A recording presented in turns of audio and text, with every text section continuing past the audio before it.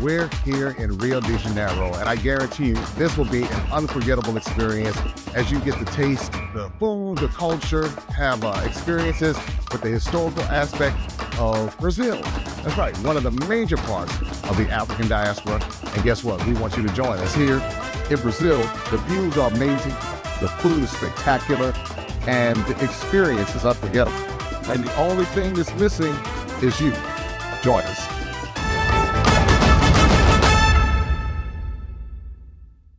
Brazilian President Luiz Inacio Lula da Silva on Monday urged his South African counterpart, President Cyril Ramaphosa, to boost defense cooperation, warning that both countries were vulnerable to foreign invasion.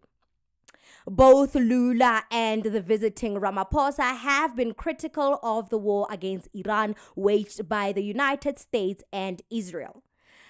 In his in his conversation with Ramaphosa, Brazilian president said, "I don't know if Comrade Ramaphosa realizes that if we don't prepare ourselves in terms of defense, one day someone will invade us." He further said that we need to combine our potential and see what we can produce together, build together. We don't need to keep buying from foreign arms suppliers. Ramaphosa noted that Brazil was much more advanced than South Africa in defense and aviation, and South Africa still has a lot to learn from Brazil. Well, this conversation, obviously we can see that it's based on what is happening with Iran, Israel, and the United States. It's in the atmosphere of fear. Basically, the atmosphere for the globe actually is fear. We don't know who will be invaded next. That is what Brazilian president was stressing. You know, he was stressing this point to Cyril Ramaphosa, who, in my opinion, seemed so nonchalant about the direness, the seriousness of the situation, the seriousness of this situation they're currently facing with. As we can remember that America is responsible for creating so many instabilities in South America, the recent being Venezuela being invaded. It came as such a shock when the United States invaded Venezuela and arrested President Nicolas Maduro. So now everybody in the global south is worried. Who is next? And that is a very valid question, because the United States one day wakes up and say, hey, you are getting attacked. You are getting attacked. Everybody's getting attacked. This seems like it's going there right now. So Brazil stressing out this issue can also point to the rest of South America that we need to sever ties. Should I say that? We need to sever ties with the United States, because the United States is out here acting as custodians of peace. The peace that we never even asked for. Because the United States' reason for invading South America, basically Venezuela, and in my opinion, it's still going to come to Mexico, Cuba, and other South American countries. The reason is that they are targeting narco kingpins. They are trying to, de-escalate the problem South America faces with kingpins and drug cartels and everything, and to avoid this whole conundrum shifting or crossing over into the United States. They don't need that, so they are dealing with the problem at the source. But did South America ask the United States and say, hey, we need problems with cartels and kingpins, drug kingpins and everything, because we can't take it. We need your help. We are so incapable of governing our sovereignties that we need to look at the global superpower for help. Did they do that? Or the United States just took it upon themselves and say, as the bully of the world, we are going to enforce everything. We're going to enforce our laws into people's lands, into people's countries. It's like that. The United States is a big bully in the hallway that thinks that it runs the school, and it doesn't. And I think Iran right now is showing us that enough is enough when it comes to the United States. Enough is enough. Let us run our own sovereignties without foreign invasions. And right now, countries should learn from Iran's strength, and countries should now prepare themselves. And countries right now should actually have that aha moment into thinking that, hey, the United States is only powerful in movies. Basically, the United States military is strong in Hollywood. And we are paying trillions of dollars in military tech from the United States. They are basically acting as a mafia when it comes to the tech space, when it comes to the military tech spaces. They are acting as those cartels that want to be the only ones in the market that is producing or mass producing military tech that force other states to buy from them. They are acting as if they are the only ones in the market of military technology.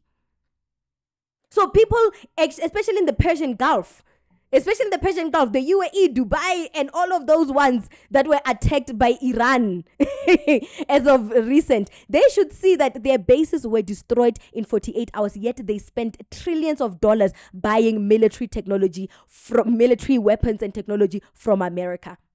All for nothing. America at this point is acting like a cartel,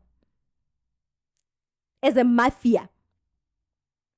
They are running this game, this market, making money from other people and not delivering. The Persian Gulf should actually say, guys, we've been paying billions, and Iran just destroyed that sophisticated technology in one swipe. So it should actually give other countries that have invested part of their GDP, part of their money, part of their economic finances into buying United States military technology. It should actually click on us that we don't need them. We're paying all this money for underwhelming equipment that underperforms. It should show you that the United States is not the so-called superpower that it claims to be. And the rest of us that are in bilateral ties with the United States, we are just pawns to their game. We are just pawns. Actually, we are just being submissive to US policies that says that in order for this partnership to actually work, we cannot surpass or develop ourselves beyond the scope of the United States. Yes, we can develop our infrastructure. Yes, we can develop our economy, but we must not surpass the United States. I mean, the U.S. Secretary Vice Person, is it Christopher Landau? I don't know his name. He was at a forum a forum in India, telling India that if you want this partnership with the United States to work, you cannot develop yourself beyond the scope of the US policies. You cannot be better than the United States. You cannot think that you are not allowed to be the United States equal. You cannot grow beyond the limits the United States has set for you. You cannot think that you are a superpower like China and Russia. And as the United States, we cannot allow one of our partners, or should I say proxies, to grow beyond the United States. We will not allow that. And if that happens, we will invade you. Basically, the basis of the United States invading people's lands is not because they want to liberate the people. It's not because they want to kill dictatorship. It's not because they feel like people are oppressed. No. It's because they want to remind nations that have ties with the United States that they are not allowed to expand and develop beyond the United States boundaries. They told India, look at this clip actually, when the U.S. Secretary Vice Person Christopher Landau, I don't know if it's his name, said that at a summit in India, telling India to its face, telling Indians in India. He was in India, by the way, for this summit. And he told the Indians in their faces that you are not allowed to grow. And then India betrayed Iran by tipping off Israel about the Iranian Navy ship that was heading home after the Milan Navy exercises that was hosted by India. So Iran was going back home to help with the war because their country has been invaded. They were heading home after the Milan naval exercises held in India. They were heading back home, thinking, okay, let's go help home. What happened? India called and tipped off United States and Israel that there's an Iranian ship in international waters. Sink it.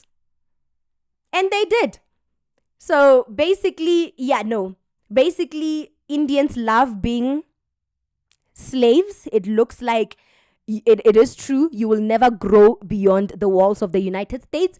And that betrayal move that you did against Iran for Israel and the United States just proves that you are not willing to develop beyond the horizon.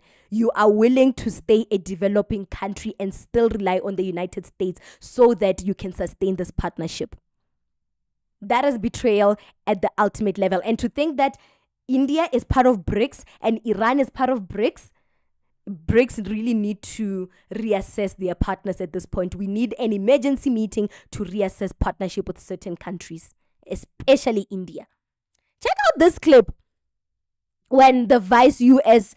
Secretary of State said that India is not allowed to develop beyond the U.S. scope. And India should understand that we're not going to make the same mistakes with India that we made with China 20 years ago. We are very much excited on focusing with India on these economic and commercial opportunities. And so, but again, India should understand that we're not going to make the same mistakes with India that we made with China 20 years ago in terms of saying, oh, you know, we're gonna let you,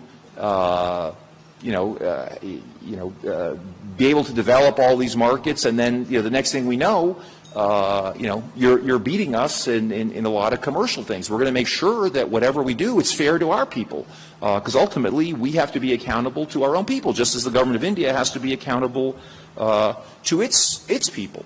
Now, imagine your partner telling you all of this, that you are not allowed to advance, and if you want to maintain this relationship, you must remain below them. At this point, this is not a partnership. This is the slave master and the slave just having normal dinner, normal conversation over dinner and lunch. So, yeah. So South Africa, busy cutting military budget to enrich ANC cadres, will find themselves in trouble. We might be invaded next and we are not ready. Our military tech is not ready. Our military tech is not ready, but how do I expect it to be ready when Israel has made sure that South Africa is not producing their own weapons? But also, the ANC is busy, cutting budget for military technology and everything. We are so under-prepared that anything might happen. And I think Iran's situation should be a wake-up call for a lot of us. What do you think about this segment? Comment to us in the comment section below. Don't forget to like and share the broadcast. Subscribe to our YouTube channel. Hit that notification bell so you don't miss these groundbreaking conversations right here on the African Diaspora News channel.